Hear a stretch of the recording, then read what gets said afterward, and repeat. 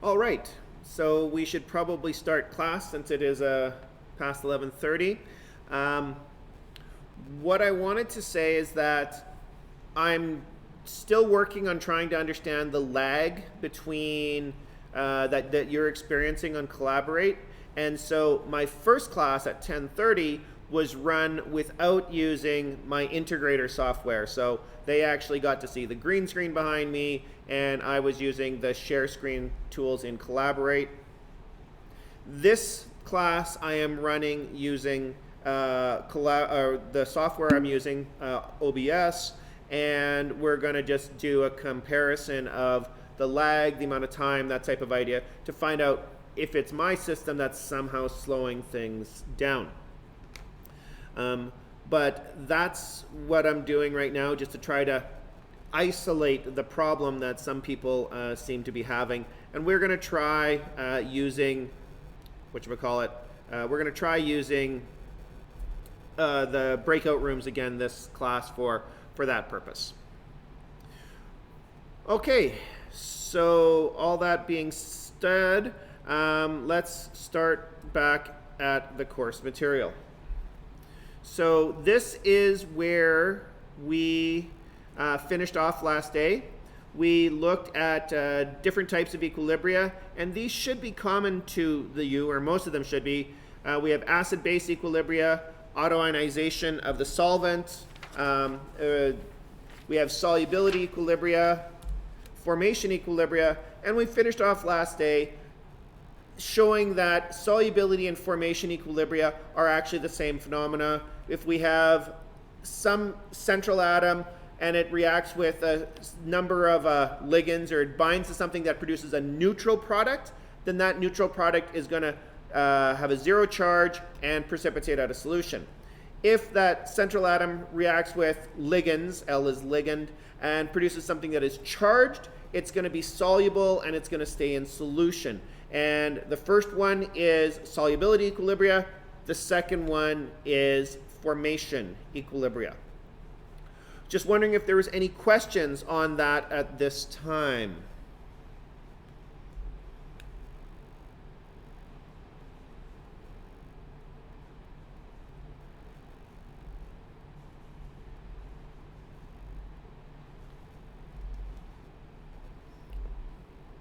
And while we're talking about questions, I'm trying to get people to use the audio. Raise your hand and I will call on you, or just start talking.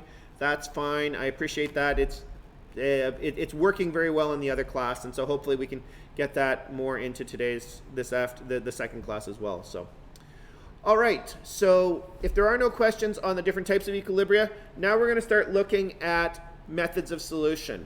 And you've probably had it in your high school chemistry classes, but we're going to start by reminding you of ice tables. Ice, ice, baby. Ice, ice, baby.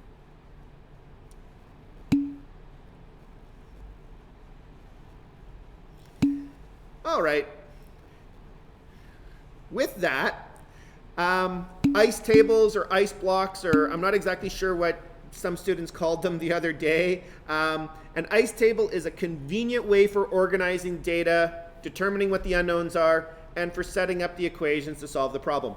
You're going to see me using the chemical equation, the reaction, as headers for tables regularly through the equilibria unit and into the thermodynamics unit, because it's a convenient way of tabulating data. Sorry, I have to read the chat just cause. Just cause. So here we have an ice table. In our quintessential reaction, A plus B goes to C plus D. There's reaction. And vertically are ICE, standing for the initial conditions, the change in conditions, and the equilibrium conditions, or the end conditions. It will apply to both, and we'll see that in some of the examples that we do today and in class. So that's what an ice table is set up. The biggest limitation of ice tables is that they can only be used in systems where there is one dominant equilibrium. Okay? Every reaction we've ever done, there's multiple equilibria present. Okay? We often ignore things like the autoionization of water. We don't care about it because it's not a dominant reaction. And even if there are multiple equilibria present, but one is dominant, then we can use an ice table. However, if there are multiple equilibria that are present and important, and I'll show you some examples of that as we proceed, then we have to use a very different method of solution, not something we're going to be covering this class. But just realize that an ice table is limited to chemical systems where there is one dominant equilibria. So, how do we solve these things? Well, probably beyond what you did in high school, we need to worry about where we are starting. And the simple solution is that we need to start with the chemical entities on the side favored by the equilibrium constant. So if the equilibrium constant is greater than 1, we make the assumption that the reaction goes all the way to products, and then we use X to reestablish equilibrium. Okay, solve the equilibrium expression using X. If the equilibrium constant is less than 1, where you have the reactants dominant, we're going to make the assumption that the reaction goes all the way to reactants and then solve the equilibrium expression using X. That's visualized in the bottom left and right. In the bottom left, the reaction goes equilibrium favors the reactants, so we're going to go all the way to reactants, and then X should be small when we start from the reactant side. Similarly, on one on the right, we go all the way to products, and then X is small when starting from products. It makes the math easier, and very often we can make some assumptions if we start very close to equilibrium. So if the equilibrium constant is extreme, extremely large or extremely small, it is very often possible to assume that the change, X, is negligible compared with the initial value. So that makes the solution simpler. What do we mean by extreme? An equilibrium constant is extreme when it is less than 10 to the minus 4, that is, the reactants are very favored, or greater than 10 to the plus 4, the products are very favored. And so on a number line, you're starting really close to 0 or really close to infinity. And the threshold we have is 10 to the minus 4 and 10 to the plus 4. And I just redrew those things down there. Now X is going to be a really small number because we're really close to either the reactants or the products. Whenever we make an assumption, and we're making the assumption that X is negligible, we need to check that assumption. And the way we check it is, in this class, we're going to use a 5% rule. If the change over the initial, X over A, is less than 0.05, then we're going to say the assumption is valid. That is, less than 5% of my initial amount has reacted away. If the assumption fails, then we must solve the complete expression. And away we go. So if the assumption fails, i.e. it's greater than a 5% change, we need to go back and solve the complete expression. And we also need to solve the complete expression if the equilibrium constant is not extreme. If it's between 10 to the minus 4 and 10 to the plus 4, then we're not able to make these assumptions, and you need to solve a multi-order polynomial.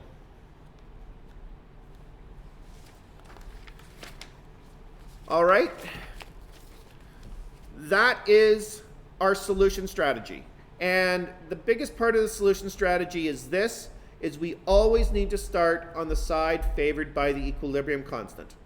That is new, but it will make sense as we do some examples, which is exactly what we're going to do right now. So the first example is presented here, and we're going to determine the solubility of silver chloride in first a pure water solution, and secondly in an aqueous solution of 0.05 mole per liter sodium chloride. By this stage, I'm hoping you know that sodium chloride is completely soluble, so it breaks apart to sodium ions and chloride ions.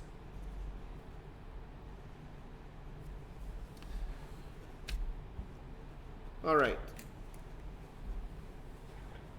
So the equilibrium that we have is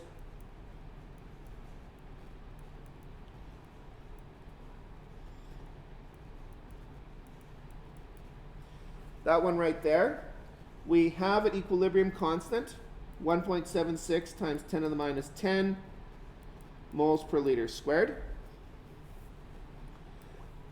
And I'm going to set up an ice table here. All that we need is we need to have some silver chloride present. There needs to be some of that present in order for this equilibrium to establish. But initially, we don't have any silver or chloride ions. As this reaction proceeds, we're going to lose some of this, and because of the stoichiometry, we're going to get X and X on the right-hand side. Importantly, silver chloride actually is a solid, and I don't need to include it in my equilibrium constant, but I do need to have some of it present initially, and I need to realize that some of it is dissolving to produce the ions present. And at equilibrium, I have X and X.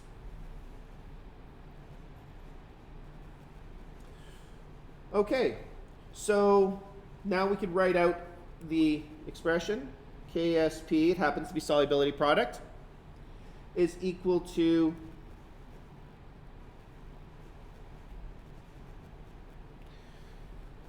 the silver times the chloride, and plugging in values.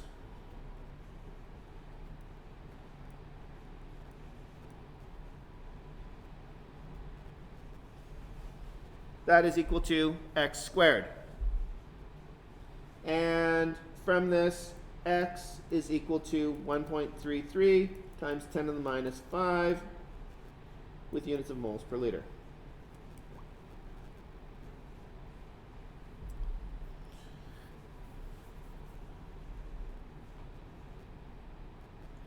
I want to go back up here for just a second, then I'll go back down. Another reason for why I put in the minus X here is so that you realize that that's how much silver chloride had to dissolve. So the value of X is actually the solubility, because that is how much silver chloride left to get into solution. And so that is the answer to part A.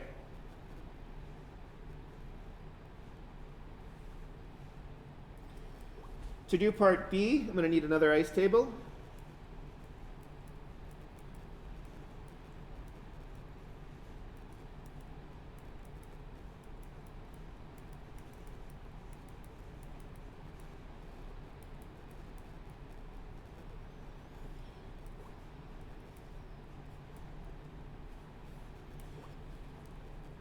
And the same rules apply to silver chloride. And this is getting slower. It is slow. The same rules apply to silver chloride. Okay, it's a solid, it needs to be present, but it's not part of my equilibrium constant expression. Now, if I go and look at it, the sodium chloride adds 0.050 moles per liter of silver chloride. I actually don't think I added the moles per liter in the ice table above. My apologies. I want to use the units, include the units that I am working with, because sometimes it won't be moles per liter. But in this case, it is moles per liter that I am using. Going back down, we still have 0 silver present. Okay. I should have mentioned this earlier. Notice that the KSP is less than 10 to the minus 4. It's a really small number. So the reactants are favored. And we are starting on the side favored by the reactants because we have a 0 for products. That is the clue. If there's a 0 on one side, the equilibrium is completely on the other side. So we're starting on the side favored by the equilibrium constant. Then this becomes X and X, because we are still losing some on the left-hand side. And I have X and 0.050 plus X. Plugging this in, I have 1.76 times 10 to the minus 10 moles per liter squared is equal to X onto 0.050 plus X.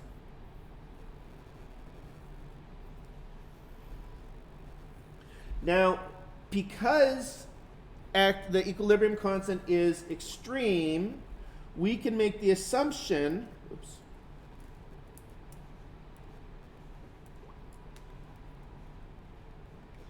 we're going to assume that x is negligible. And what that means is that anywhere where there's a number plus or minus x, it's going to just be that number. So that's going to be just 0.050. And what this becomes is x onto 0.050.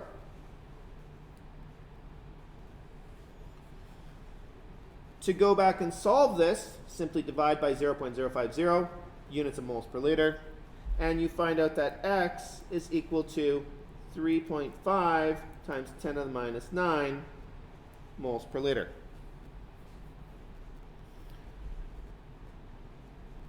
Now, before I do anything, I want to check my assumption. And the assumption that we made was that 0.050 plus x is approximately 0.050. And that means this is my value for x, and this is my value for a. So my check would be 3.5 times 10 to the minus 9 divided by 0.050. Is that less than 0.05? And I actually didn't even do the math. It's clearly less than 0.05. It's actually 7 times 10 to the minus 8.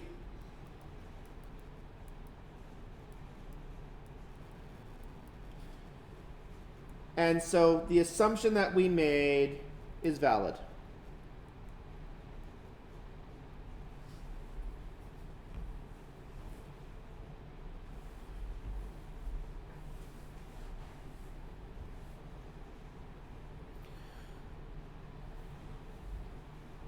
So what does this mean? It means that this value for x is accurate within the 5% rule that we've established. And it also is the solubility of silver chloride in a 0.05 molar chloride solution. What we have actually done here is just shown Le Chatelier's principle. That is to say that we have added chloride, so we have added chloride, and that has shifted the equilibrium to reactants. That shift is because of the added chloride present. And we see that because the solubility in pure water is 1.3 times 10 to the minus 5. And the solubility in the slightly salt water solution is 3 times 10 to the minus 9.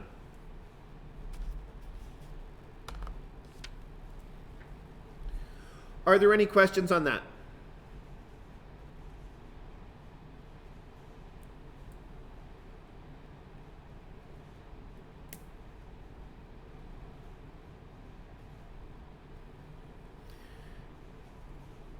And just to touch on a point in the chat, Justine, I'm not trying to be funnier than Umesh. I am funnier than Umesh.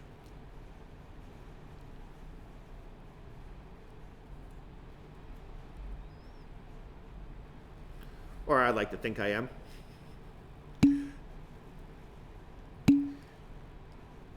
Was that be called shots fired? There we go. Moving on. Yeah. So where were they going to go with that? I don't know where I was actually going to take that. Let's just continue on. Umesh is on sabbatical right now, so he's not around. So he's busy doing other things. All right. Here's another one. Determine the solubility of magnesium phosphate. And this example has the challenge just of stoichiometry. There we go. We have magnesium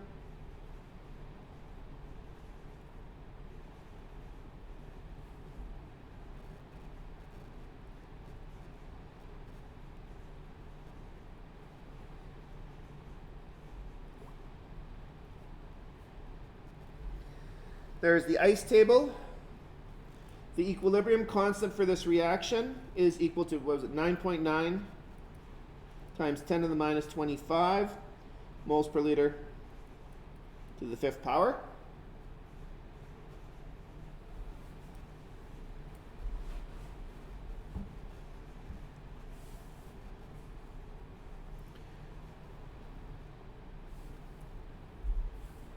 And I would gonna try playing with breakout rooms again.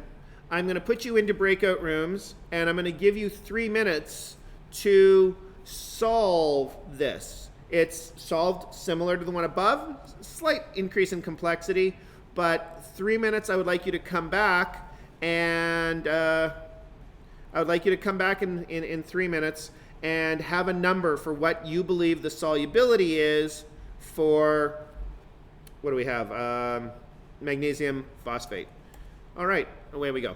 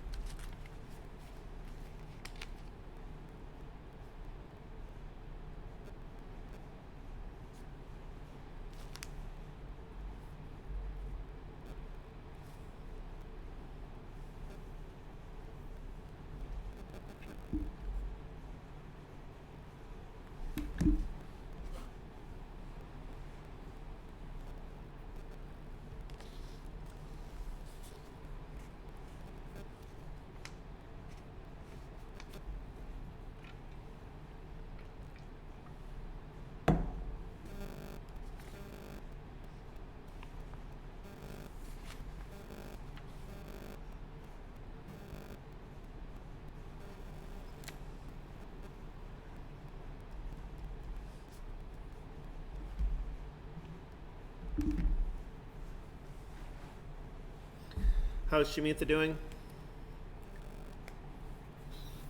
Pretty good. It definitely seems like the lag is better in this one than it was a couple days ago. A couple of days ago I had other programs running. It's actually slower here than it was in my first class, but the lag isn't extreme. It isn't forever. So I also like this interface better. It allows me to switch more seamlessly. Yeah, it's definitely not a disruptive amount of lag. All right, sounds good. I will have to admit to IT that for whatever reason, my computer somehow, like my computer, the fan is just barely on. It's not like I'm using huge amounts of CPU time, but that OBS, which is my software, seems to be the one that is confounding at least partially confounding it, because it still took 15, 20 seconds first class to go into breakout rooms. Here it took 25, so. Okay. But I am noticing a slight lag on the tablet. There wasn't as much of a lag on the tablet as there was in the first class. Yeah. But at least like the lag isn't too difficult to follow. Yeah. No, as long as I have it up, I can see, oh, it's slowing down. I'll just stop talking for a few seconds and then let it catch up. And it does, so right. Good. All right, well, it has been 3 minutes, so I'm going to pull them out of breakout rooms and see what they got for answers. Sounds good. All right, so I'm pulling you out of your breakout rooms, and we're going to reconnect.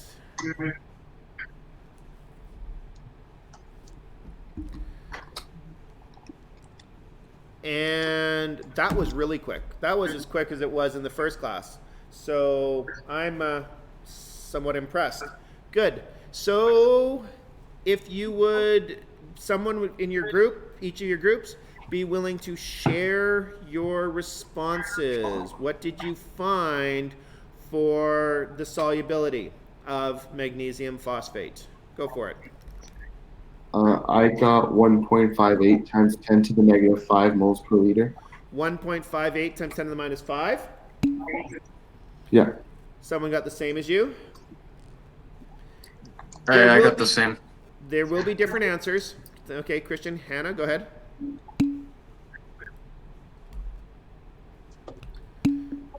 4 times 10 to the minus 13.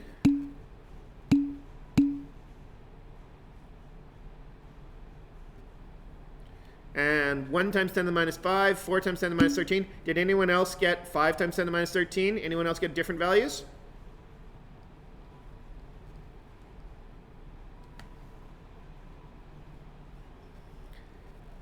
Anyone else? All right. Everyone's consistently getting parts times 10 to the minus 5 or parts times 10 to the minus 13. Best part of all of that is that both of those answers are wrong. So let's go through and set this up and quickly give you the method of solution. Again, I'm not concerned about magnesium phosphate. I initially have 0 and 0 of the magnesium and phosphate.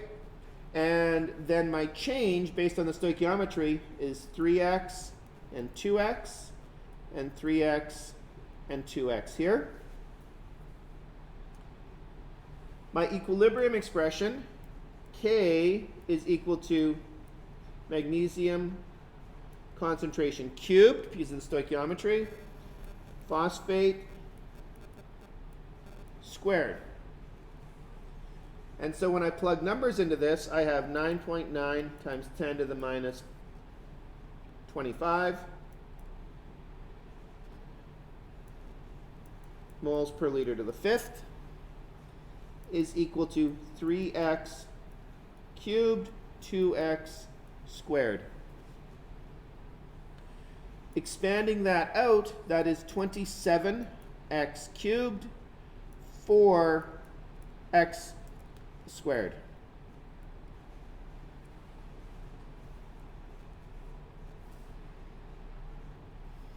And that is the solution that you need to solve. And when you do that, you get x is 6.20 times 10 to the minus 6 moles per liter.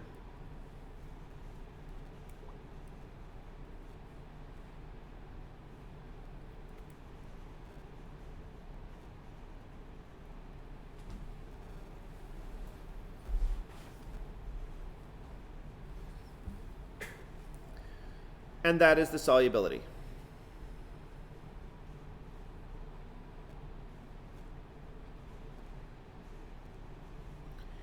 Are people realizing where they made their errors? Or more specifically, where did you make your errors?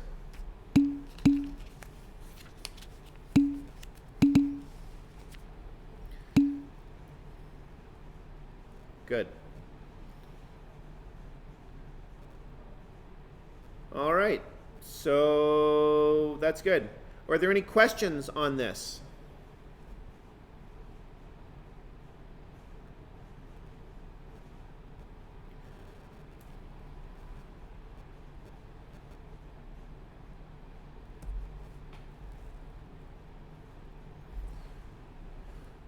So the two ice tables that were the three examples that we've looked at thus far had us determining the solubility of silver chloride in pure water and an aqueous solution of sodium chloride, and we realized a few things with that. This last one was just more complex in the context of the stoichiometric coefficients and taking them into account. I also didn't mention when we were doing it that in this example, we are again, I'm just going to go over to the expression. We have an equilibrium constant that is very small. It's extremely small. And because we have a 0 initially as the product side, we are starting on the side favored by the equilibrium constant. I forgot to mention that when I presented it. So we're doing exactly what we should be doing, starting on the side favored by the equilibrium constant. This next example, and ignore the bottom half of it, but this top example that we have present here is more complicated than what we have looked at thus far. And here we're taking two solutions and we are mixing them together. So we have silver nitrate, which is completely soluble. So you have silver ions and nitrate ions. in solution, and we have sodium cyanide, which is also soluble, sodium and cyanide ions in solution, and we are mixing them together. So the equal formation we have, reaction we have there is the silver ions plus the cyanide ions reacting to form silver cyanide complex. And the formation constant expression, constant is presented there.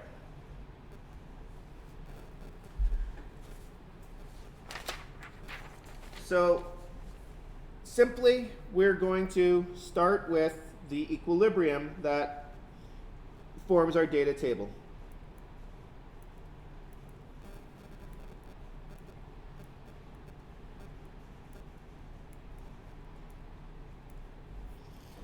And this is going to be, of course, our ice table. And we have the equilibrium constant that was presented. K is 5.6 times 10 to the minus 18, times 10 to the plus 18, excuse me, liters per mole squared.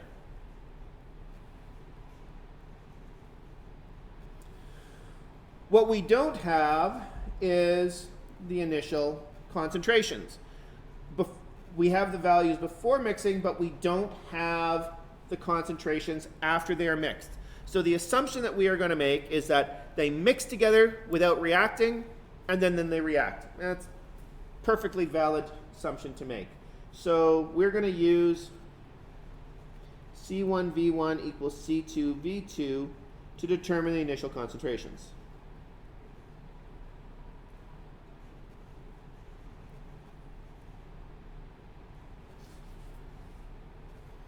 And for our purposes, we have C2 is equal to C1 V1 over V2 is the rearrangement I'm looking for. And for silver ions, realize silver nitrate dissociates completely, and it's a 1-to-1 stoichiometry, so it's all going to be good. We have 0.060 moles per liter.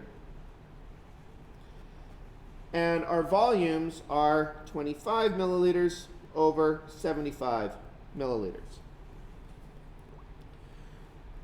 If you had chosen to convert to liters, that's fine, but you'll find out that it's redundant.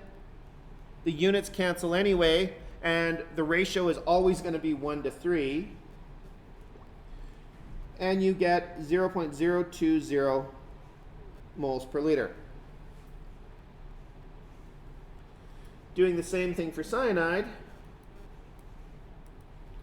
we start off with 0.225 moles per liter. And here we're mixing 50 milliliters of the cyanide solution to a total volume of 75 milliliters.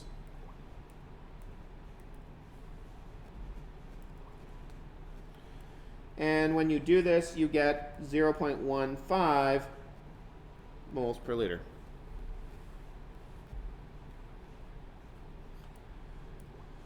So what we've just calculated is the initial concentration of silver and of cyanide that we can put into our ice tables. They've mixed together, and now they are going to react. And this was 0.020 and 0.15 moles per liter. And because they haven't reacted yet, we still have an initial concentration of the complex ion of 0.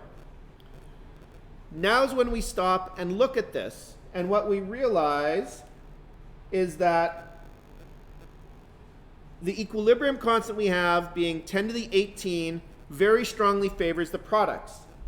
But we don't have any products. We're actually on the side favored by the reactants. The first step is to switch to the side favored by the equilibrium constant, which means switching all the way to products.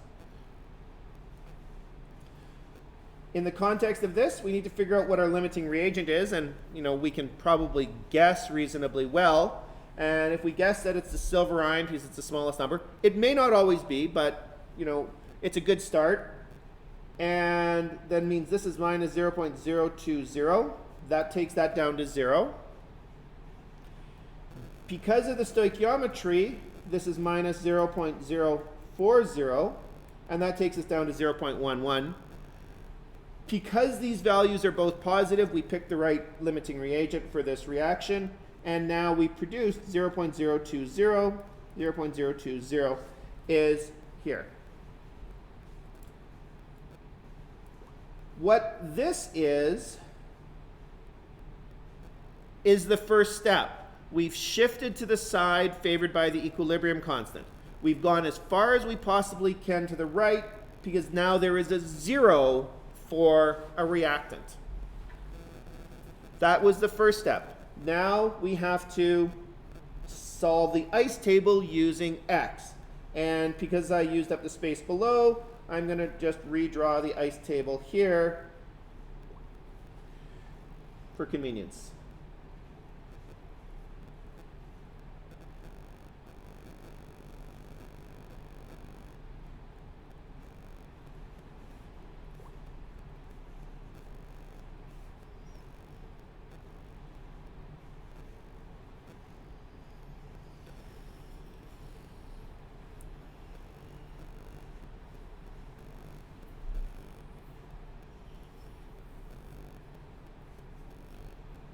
And so there's our chemical equation and our ice table surrounding that chemical equation.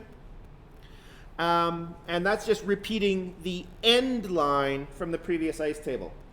But now, with an equilibrium constant, K is equal to, what was that, 5.6 times 10 to the 18 liters per mole squared.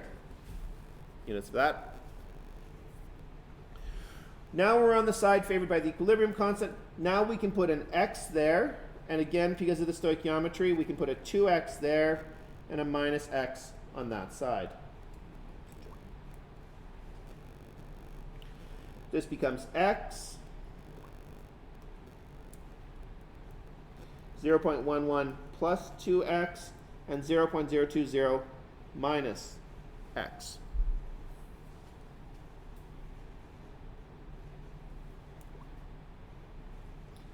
Our expression is K is equal to the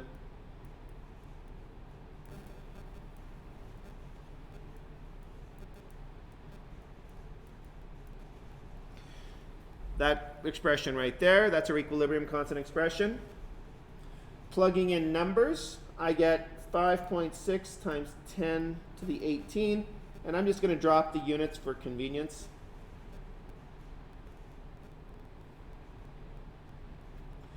Is equal to 0.020 minus X over, move up, X onto 0.11 plus 2X all squared. Because our equilibrium constant is extreme, I can assume that X is negligible. And assuming that X is negligible means that this is 0.020 and that this is 0.11. Or it works out to be 0.020 over X onto 0.11 squared.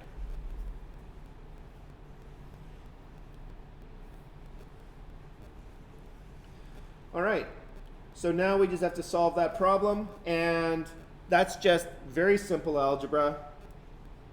And what you find is that X is equal to 2.94 times 10 to the minus 19 moles per liter.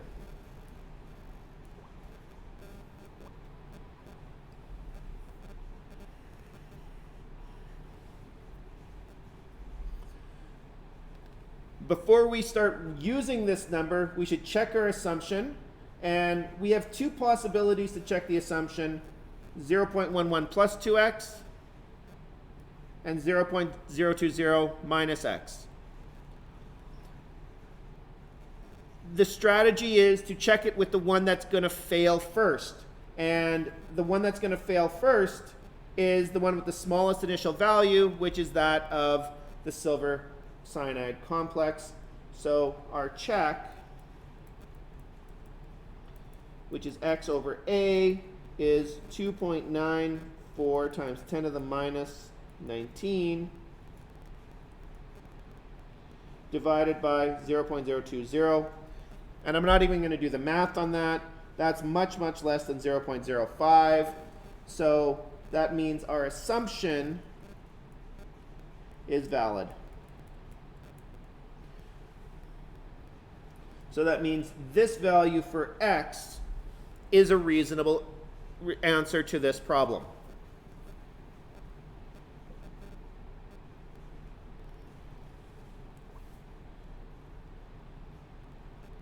And so to finish this off, it was asked to provide the equilibrium concentrations.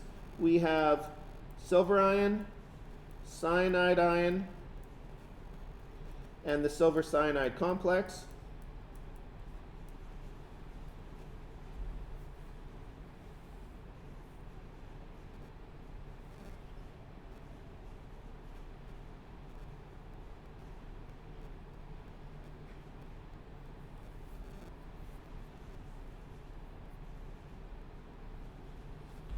And if I just go back up to my ice table and look at my equilibrium line, I'm able to figure out what the concentrations are. It's lagging just a bit. I'm just going to let it catch up. But we see that X is the cyanide concentration, and the values for cyanide and silver cyanide are presented there. That's equal to 2.9 times 10 to the minus 19 moles per liter. The cyanide is 0.11 moles per liter, and the silver cyanide complex is 0.020.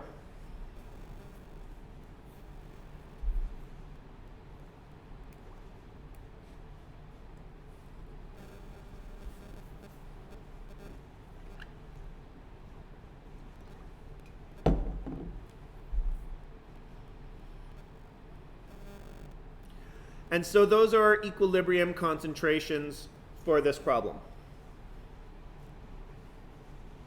Does anyone have any questions on this?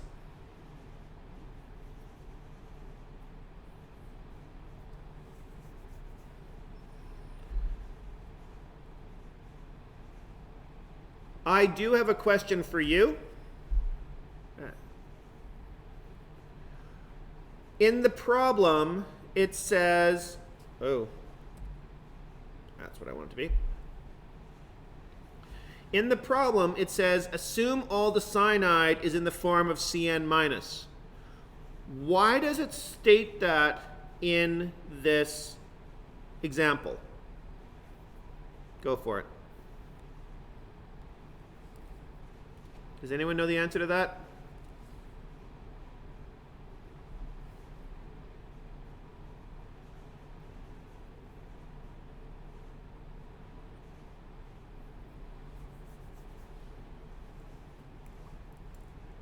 Anyone know the answer to that?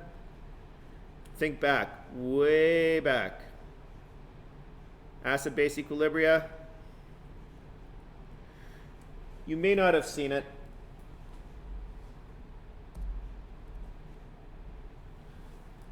The reason why we make that assumption is that there is an equilibrium between cyanide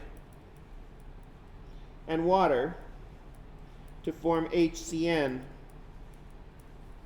That is to say that cyanide is a weak base.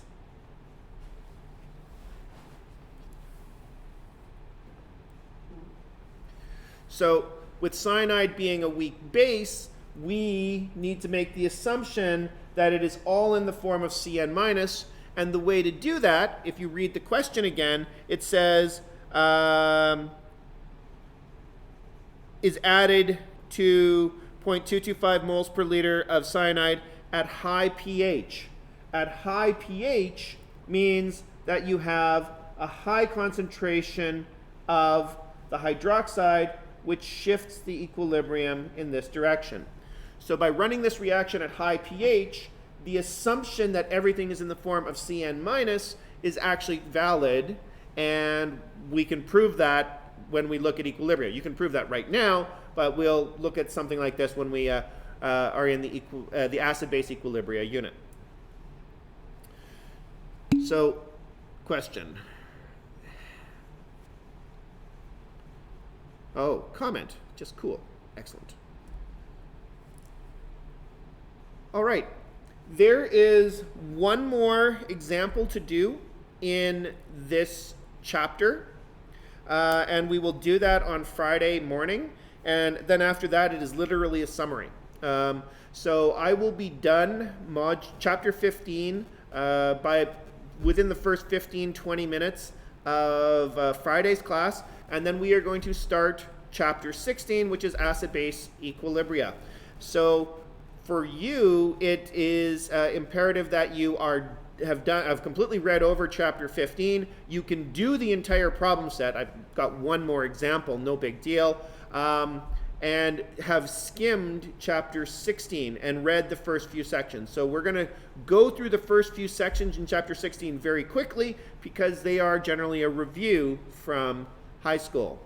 So that being said, that's kind of where we're at. You won't see a problem set quiz until not this weekend, next weekend on problem set 3. You have all of the information now to answer problem set 3 in its entirety. Does anyone have any questions?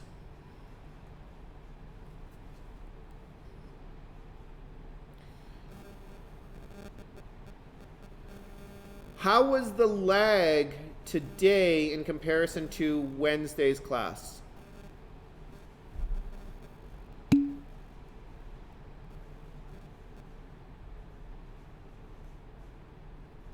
So the quiz will be available over the break instead. It's not this weekend, it's next weekend. Oh yeah, there's this reading break. We'll figure it out. I'll figure that out. So Simranjeet, you're saying that the lag was worse today than it was on Wednesday's class. Interesting.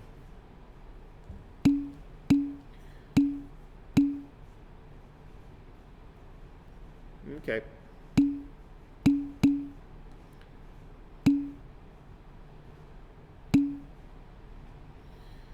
I don't know, Mark. I don't know what to say about Jason.